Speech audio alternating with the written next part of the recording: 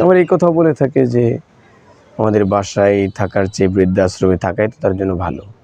ওখানে অনেক বৃদ্ধ বৃদ্ধা একসাথে থাকে, তাদের সাথে মিট হবে, দেখা হবে, হাসি খুশি থাকবে, খেলাধুলা করবে।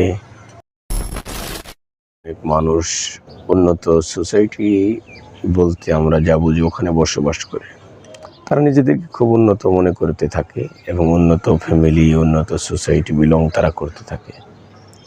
কিন্তু সত্যিকার অর্থে তারা কতটুকু উন্নত, এটা আমরা যদি কোরআন এবং হাদিসের দৃষ্টিকোণ থেকে বিবেচনা করে দেখতে পাই যে তারা অতটা উন্নত সোসাইটি নয়। উন্নতর নামে তারা মানুষের সাথে ধোঁকাবাজি, প্রতারণাই করছে। কেন?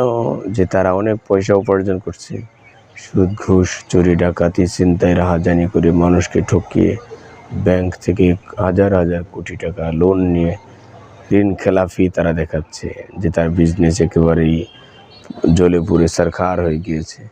কিন্তু এদিক থেকে সে উন্নত জীবনযাপনের স্বপ্ন সে দেখে উন্নতভাবে জীবনযাপন সে করতে চায়। তারা অনেক সময় তাদের বাবা মাকে বৃদ্ধা হয়ে গেলে তাদেরকে বৃদ্ধাশ্রমে রেখে আসার একটা স্বপ্ন, একটা প্ল্যান, একটা পরিকল্পনা করে থাকে। আবার এই কথাও বলে থাকে যে আমাদের বাসায় থাকার চেয়ে বৃদ্ধাশ্রমে থাকাই তো তার জন্য ভালো।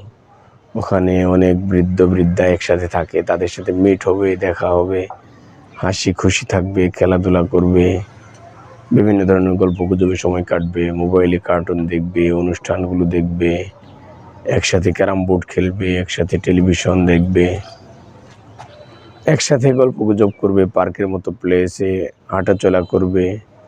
মানে বিভিন্ন ধরনের স্বপ্নের কথা তারা বলে।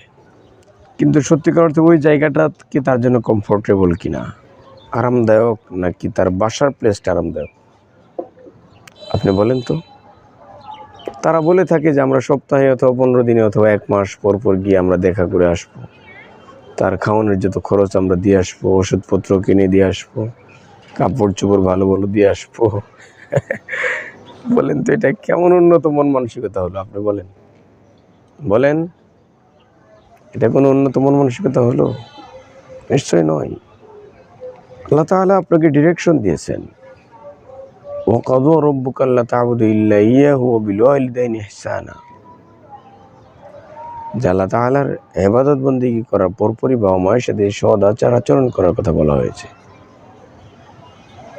ইম্মা ইয়াবলুগান্না ইনদাকাল কিবারা আহাদুহুমা আও কিলাহুমা ফালা তাকুল লাহুমা উফ ওয়ালা তানহারহুমা।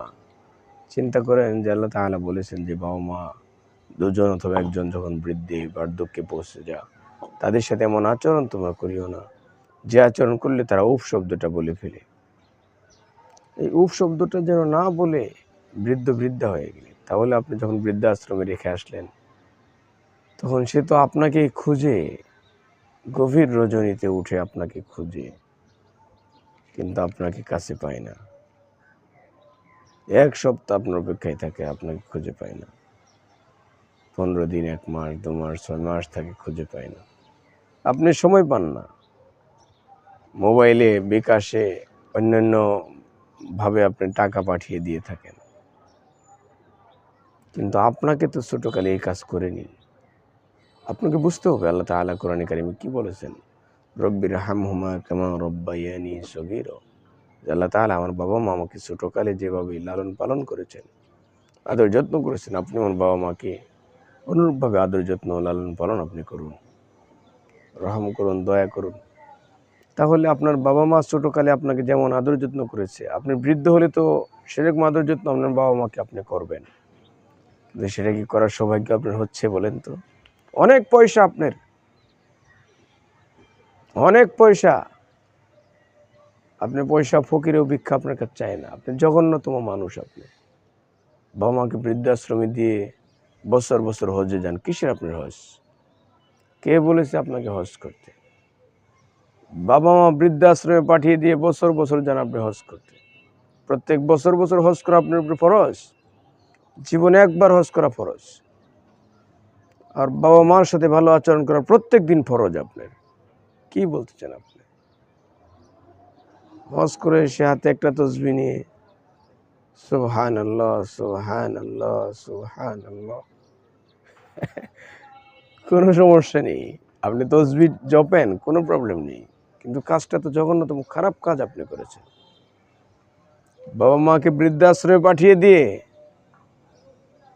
আপনি এখানে জিকির করতেছেন।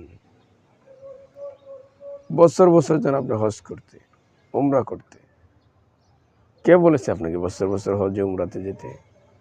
বাবা মায়ের সেবা করেন, মেয়ে বস জীবনে একবার হজ করা ফরজ। যাবেন না কেন? প্রত্যেক বছর যাবেন, বছর 2-3বার উমরা করতে যাবেন। বাবা মার সেবা না করে বাবা মাকে বৃদ্ধাশ্রমে পাঠিয়ে দিয়ে ইম্পসিবল। এটা হবে না আপনার। কি বলছেন আপনি? টাকার গরম দেখেন আপনি, টাকার গরম। আপনি সভ্য, আপনি সভ্যতা বুঝেন, বাবা মা বুঝে না। বাবা মা অসভ্য।